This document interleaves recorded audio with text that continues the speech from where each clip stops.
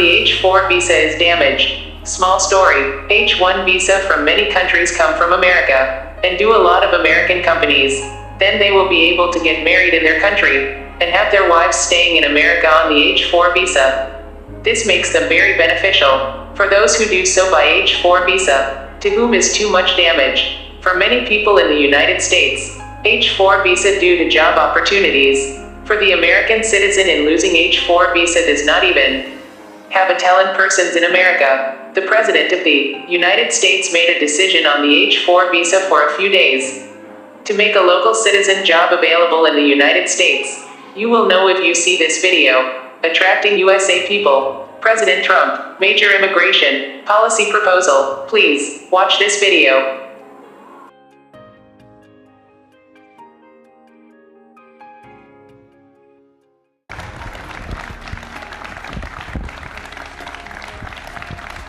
Thank you. Please. Thank you. Thank you very much.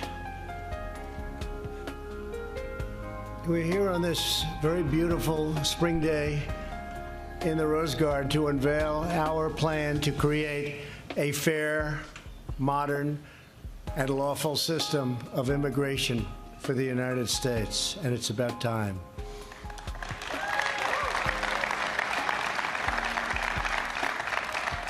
If adopted, our plan will transform America's immigration system into the pride of our nation and the envy of the modern world. Our proposal builds upon our nation's rich history of immigration while strengthening the bonds of citizenship that bind us together as a national family. Throughout our history, we have proudly welcomed newcomers to our shores.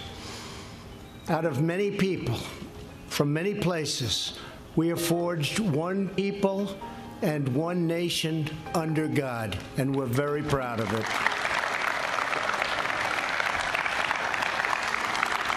We share the same home, we share the same destiny, and we pledge allegiance to the same great American flag.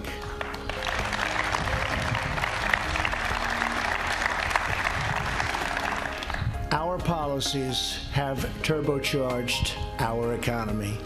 Now we must implement an immigration system that will allow our citizens to prosper for generations to come.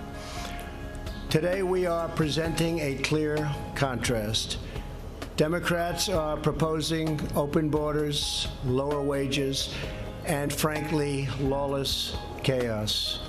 We are proposing an immigration plan that puts the jobs, wages, and safety of American workers first.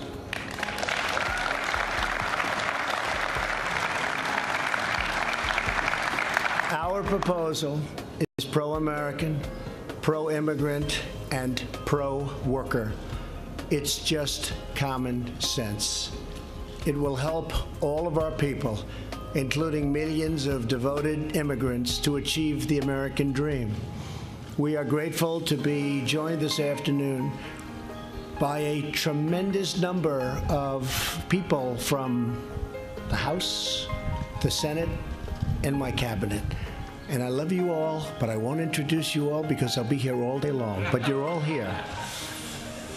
Our plan achieves two critical goals. First, it stops illegal immigration and fully secures the border. And second, it establishes a new legal immigration system that protects American wages, promotes American values, and attracts the best and brightest from all around the world. The proposal begins with the most complete and effective border security package ever assembled by our country or any other country for that matter. So important. This plan was not developed, I'm sorry to say, by politicians. We have a lot of politicians. But you respect the people and you know the people that have developed this plan. It was designed with significant input from our great law enforcement professionals to detail what they need to make our border, which is 100% operationally secure, 100%. Everyone agrees that the physical physical infrastructure on the border and the ports of entry is gravely underfunded and woefully inadequate. We scan only a small fraction of the vehicles, goods, and all of the other things coming across, including people. And sadly, the drugs pour across our border. We're going to stop it. Investment in technology will ensure we scan 100% of everything coming through, curbing the flow of drugs and contraband while speeding up legal trade and commerce. It's the most heavily traded monetarily border anywhere in the world, and it's not even close.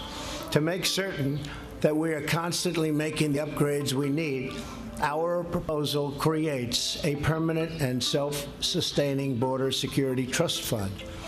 This will be financed by the fees and revenues generated at the border crossings itself.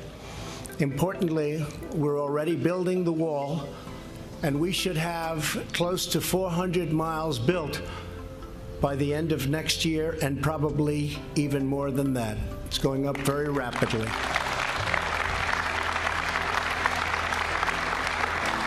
And I want to thank the Army Corps of Engineers. They're doing a fantastic job on the wall. And that's a wall that is desperately needed.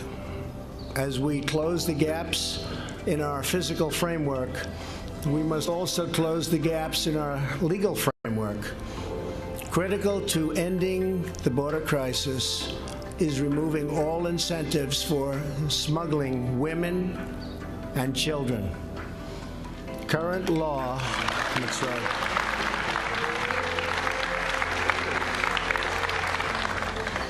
That's right, women and children. People have no idea how bad it is unless you're there and unless you are a member of law enforcement. They see it every day and they can't believe what they see. Current law and federal court rulings encourage criminal organizations to smuggle children across the border. The tragic result is that 65% of all border crossers this year were either minors or adults traveling with minors.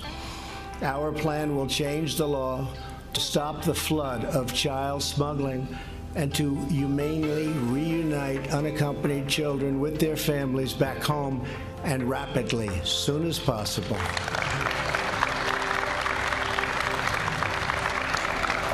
We must also restore the integrity of our broken asylum system.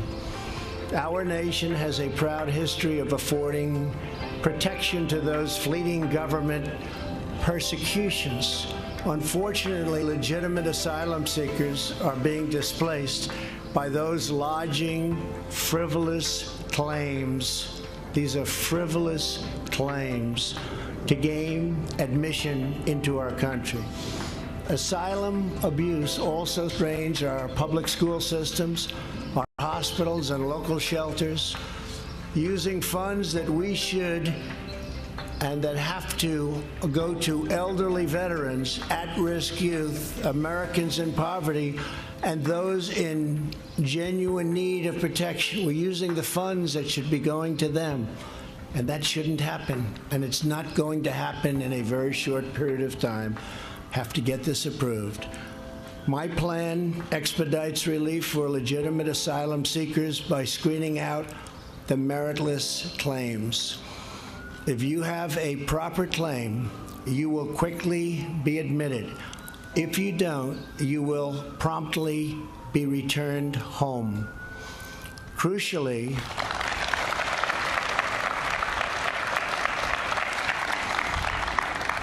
our plan closes loopholes in federal law to make clear that gang members and criminals are inadmissible. These are some of the worst people anywhere in the world, MS-13 and others. Inadmissible, not coming in. We're taking them out all the time by the thousands a year, but they come in. They are no longer admissible. And for criminals already here, we will ensure their swift deportation.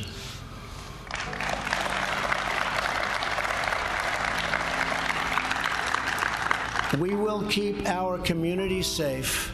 Americans can have complete and total confidence that under this plan, the borders will finally be fully and totally secured.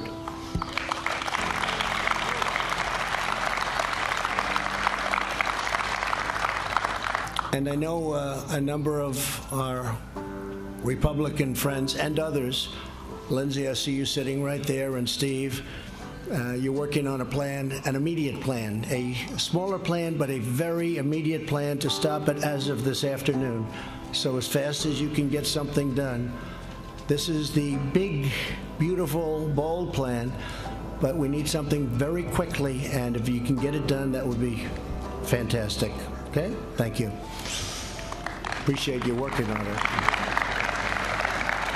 A topic of less discussion in national media, but of vital importance to our country, is our legal immigration system itself.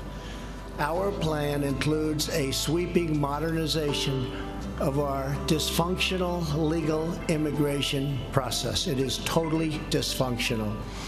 The system will finally be fair, transparent, and promote equality and opportunity for all. Every year, we admit 1.1 million immigrants as permanent legal residents. These green card holders get lifetime authorization to live and work here and a 5-year path to American citizenship. This is the most prized citizenship anywhere in the world, by far. Currently, 66% of legal immigrants come here on the basis of random chance. They're admitted solely because they have a relative in the United States, and it doesn't really matter who that relative is. Another 21% of immigrants are issued either by random lottery or because they're fortunate enough to be selected for humanitarian relief. Random selection is contrary to American values and blocks out many qualified potential immigrants from around the world who have much to contribute. While countless, and you wouldn't believe how many countries like Canada create a clear path for top talent, America does not. Under the senseless rules of the current system, we're not able to give preference to a doctor, a researcher, a student who graduated #1 in his class from the finest colleges in the world. Anybody, we're not able to take care of it. We're not able to make those incredible breakthroughs. If somebody graduates top of their class from the best college, sorry, go back to your country. We want to keep them here. Companies are moving offices to other countries because our immigration rules prevent them from retaining highly skilled and even, if I might, totally brilliant people. We discriminate against genius. We discriminate against brilliance. We won't anymore once we get this passed, and we hope to get it passed as soon as possible.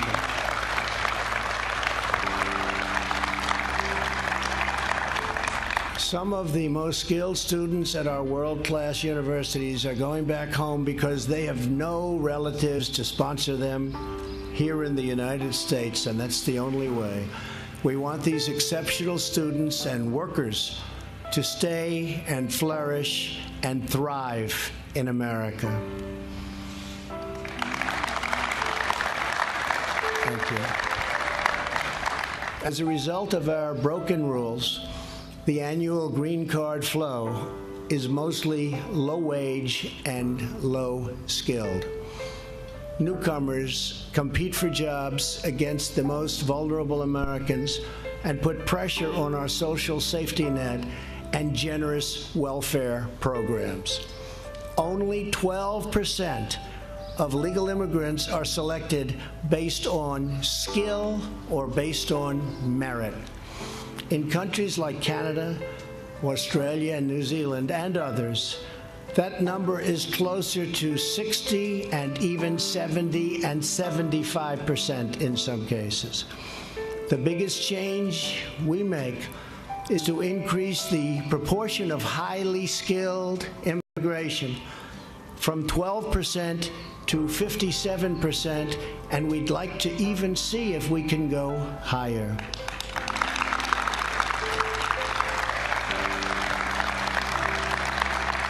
This will bring us in line with other countries and make us globally competitive. At the same time, we prioritize the immediate family of new Americans, spouses and children, the loved ones you choose to build a life with. We prioritize, and we have to do that. They go right to the front of the line, right to the front of the line where they should be. America's last major overhaul of our legal admissions policy was 54 years ago. Think of that. So a major update, and that's what this is, merit system and a heart system, is long overdue. The millions of legal immigrants who have come to America over the past half century are now cherished members of our national family. Going forward,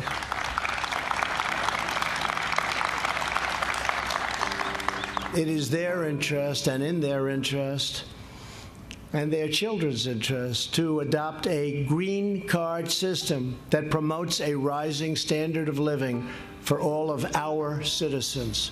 3 in 4 new jobs at the end of last year went to Americans previously out of the workforce. Our economy is better probably than it ever has been in the history of our country. And because of that great economy, we're able to do things that nobody ever thought possible before. And that's what we're going to do for immigration, finally. Wages are rising, but our current immigration system works at cross purposes, placing downward pressure on wages for the working class, which is what we don't want to do. Last year, we also passed historic criminal justice reform.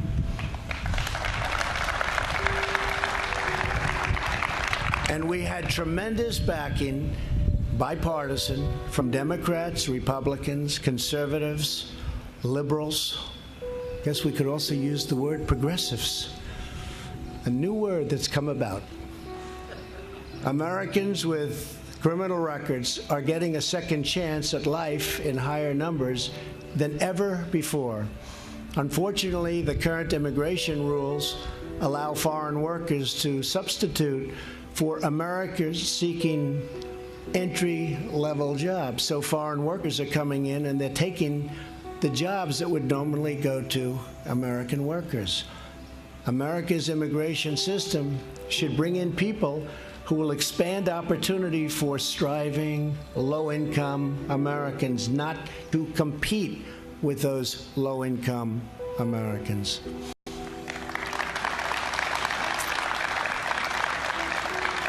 Our proposal fulfills our sacred duty to those living here today while ensuring America remains a welcoming country to immigrants joining us tomorrow. And we want immigrants coming in. We cherish the open door that we want to create for our country. But a big proportion of those immigrants must come in through merit and skill.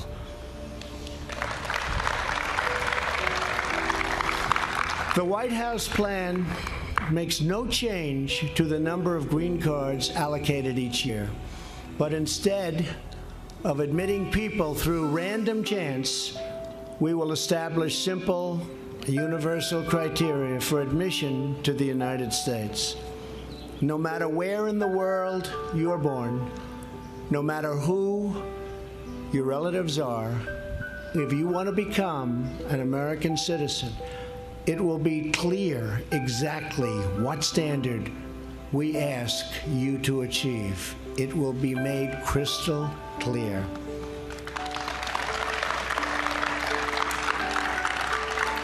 This will increase the diversity of immigration flows into our country. We will replace the existing green card categories with a new visa, the Build America visa, which is what we all want to hear. Like Canada and so many other modern countries, we create an easy-to-navigate points-based selection system. You will get more points for being a younger worker, meaning you will contribute more to our social safety net. You will get more points for having a valuable skill, an offer of employment, an advanced education, or a plan to create jobs. We lose people that want to start companies, and in many cases, they're forced to leave our country, go back usually to the country where they came from, and they'll start up companies, and some of those companies are among the biggest and most successful companies today in the world. They could have started them right here in the United States where they wanted to do it in the first place. Now they'll have a chance. Priority will also be given to higher wage workers, ensuring we never undercut American labor. To protect benefits for American citizens, immigrants must be financially self-sufficient. Finally, to promote integration, assimilation, and national unity, future immigrants will be required to learn English and to pass a civics exam prior to admission.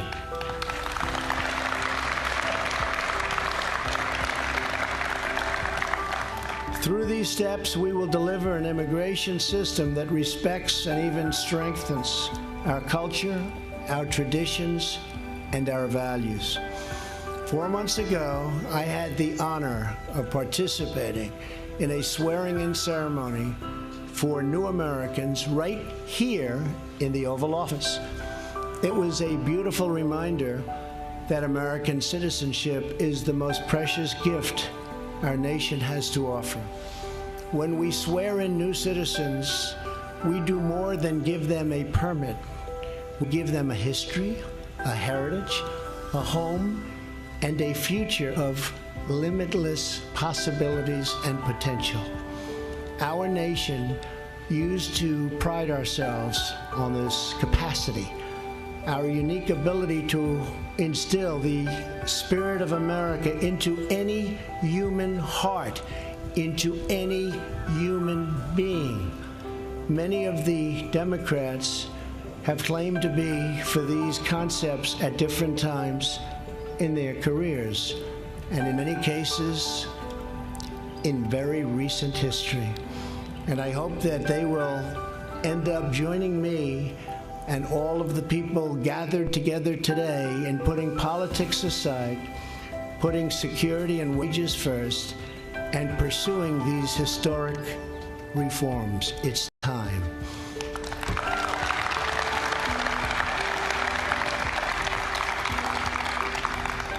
And if for some reason, possibly political, we can't get the Democrats to approve this merit-based high-security plan, then we will get it approved immediately after the election when we take back the House, keep the Senate, and, of course, hold the presidency.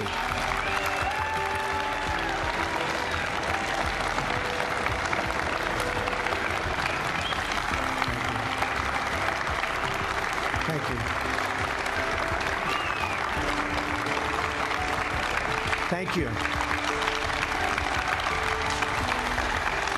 Thank you very much. But wouldn't it be nice to do it sooner than that? But it's not a very long time, is it? 16 months. One of the reasons we will win is because of our strong, fair, and pro-America immigration policy. It's time to restore our national unity and reaffirm our national purpose. It is time to rebuild our country for all Americans. Together, we will create an immigration system to make America safer and stronger and greater than ever before. Thank you. God bless you all. Thank you very much.